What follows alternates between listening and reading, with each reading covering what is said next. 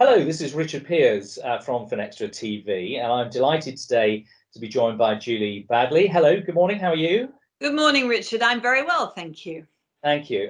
Julie is Chair and founder of Chapter Zero, and I came across the work of Chapter Zero about a year ago when it started, and I love the work you do, particularly with the scenario sessions, which I enjoy very much. But you're a very experienced board director across many boards in the UK over the years. Why have you formed Chapter Zero, and what are you trying to achieve with this initiative? Richard, I realised probably a couple of years ago now, time flies, doesn't it, that the challenge of climate change for business was far more broad and far-reaching than certainly I had really understood. It was triggered by reading an article which was the forerunner to the book Uninhabitable Earth. And I looked at this article and I thought, goodness, this really is going to have an impact on companies. And companies really need to be, or business needs to be, the leader in solving this problem for the world. So I did a bit of a survey of my colleagues who are at this stage of my career non-executive directors to find out what their level of knowledge and understanding was. And I realized that actually very, very few of my peer group, unless they happen to be working on the board of an oil company, for example, really had very much awareness at all of what climate was likely to mean for their companies. So a group of us non-execs decided that we would try to tackle this by setting up a network for non-executive directors in the UK that would help bridge that gap, educate non-execs on how to take this conversation into the boardroom. And we did it under the auspices of the World Economic Forum, which had its own initiative, global initiative called the Climate Governance Initiative, which is trying to tackle that same problem. So we sit within that group, but Chapter Zero in the UK is the most mature and advanced, I think, of the chapters around the world. Absolutely. And so it's so important, obviously, that great leadership sets the tone. I mean, there's so many different groups, be it in, science or finance or technology, working towards resolving climate change and the environmental collapse that's forecast. But the board, clearly very important. You do a lot of this work, as I mentioned, through scenarios and taking people through, which I enjoy, the experience of posing the question, having the audience have a sense of what they're going to do as a response to that. Tell us a bit more about that process, why you chose that approach as well. Well, I think scenarios are the key, actually, to companies really working through what the implications are of all of this. We know the certainty is that climate change is happening and getting worse, but what we don't know is how it will manifest itself, both in terms of physical risk, but also how what we call the transition risk, the global regulation or the local regulations will change to manage us alongside the Paris Agreement. And the Bank of England has set out 3 different pathways. They've said it could be orderly and managed, it could be disorderly and extreme, or we might just lose control completely and everything would become physically very, very dangerous. And the most likely appears to be that it will be a bit disorderly, in that regulation won't come in fast enough, but when it comes, it might be quite severe for companies to adapt to. But we have seen a huge amount happening just in the last 12 months, in terms of the financial system, regulation around portfolio assessments, but also in the energy system. There's a tremendous amount going on. So what we try to do is encourage company boards to play these scenarios out in terms of their businesses, looking at their whole supply chain, looking at their business model, looking at all their emissions, not just the obvious buildings and flights, but the broader set of emissions that result from their activities, and think about what a net zero transition, which the UK has committed to, might look like, and what adaptation would be required to preserve their asset values through that transition. And do you think that the data and the skill set that is available within the executives, the board committees that you deal with today, are sufficient, or clearly you're trying to beef that up? Do you think they've got what they need, or, and we were chatting beforehand, do they know where to go to for that expertise? I think we've still got quite a big gap. And when I first started working on this, I did go around, the big four, a lot of the consultancies, to try to understand what the external advisory offer looked like. And I also talked to a lot of companies about what their internal expertise was to support the board, because the board can't be experts in everything. The board deals with a very broad agenda. And so they need to be able to get access to this expertise externally or through experts within the executive group. What I found was that there was a big gap basically in services to help companies. And that was partly due to the fact that a lot of the consultancies and the big firms invested in this a decade ago, and companies were just not ready to buy that help.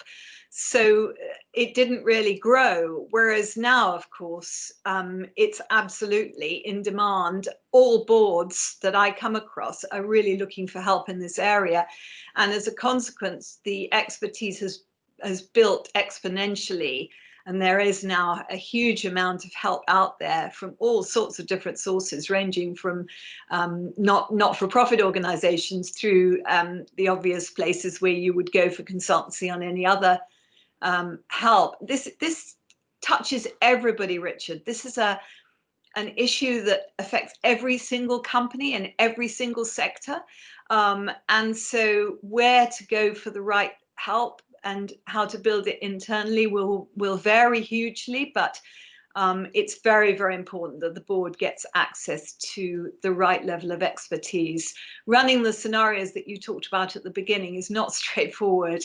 It's a complicated set of issues that the board needs to tussle with, and for that they do need reliable data and good facilitation. Yes, we run excuse me, at Finextra, we run a series of workshops as well. I know how complicated it is, so my hat's off that you do it. Give us some examples of where you've seen progress, or good examples that you'd like to see more of, perhaps as a result of your work over the last 18 months or so. I think it's astonishing the pace that things are moving at. If you'd asked me that question even 6 months ago, I was, to be frank with you, feeling quite depressed about where we were. We were just into COVID. COP had been delayed, but it wasn't clear that there was going to be very much progress made in it when it did happen.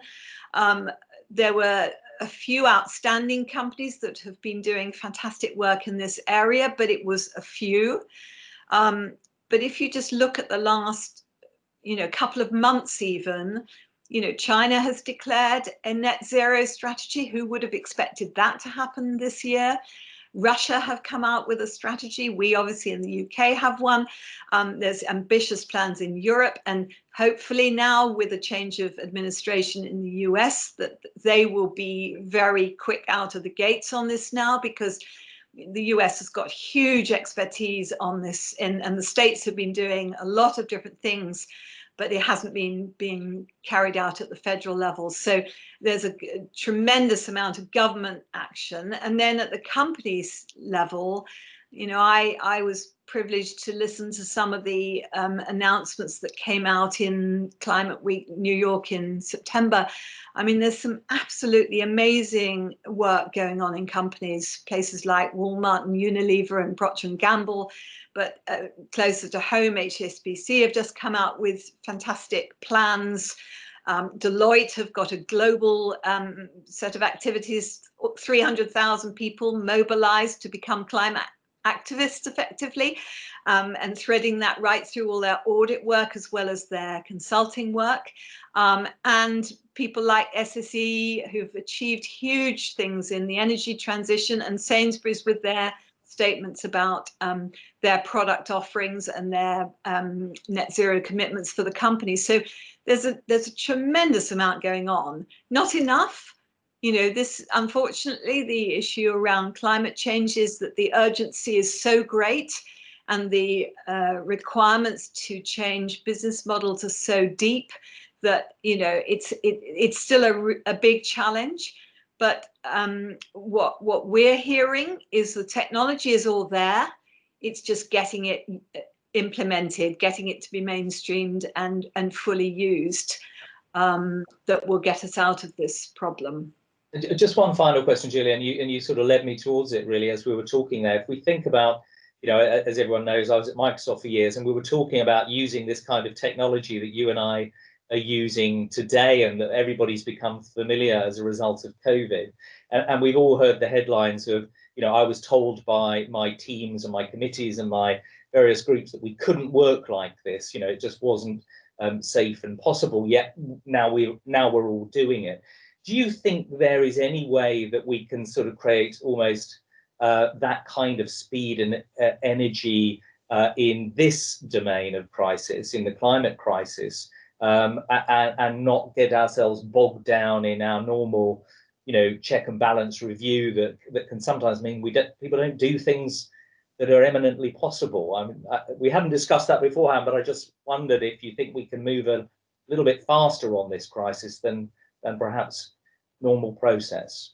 I absolutely do. I mean, we are hugely enthusiastic about what can be done, and if companies make investments in the right way, and the changes in the financial system and the access to capital is going to drive a huge amount of this. I mean, the announcement of the fact that 38 of the biggest investors are demanding 30 of the biggest companies in Europe to include climate risk in their financial statements, which came out this morning actually, is an indicator of how investors, and not just equity owners but also lenders, are really getting behind this. There is trillions of dollars of expenditure going to be required on this, and that's a huge opportunity for companies, and the ones that get out there, you know, in front and can actually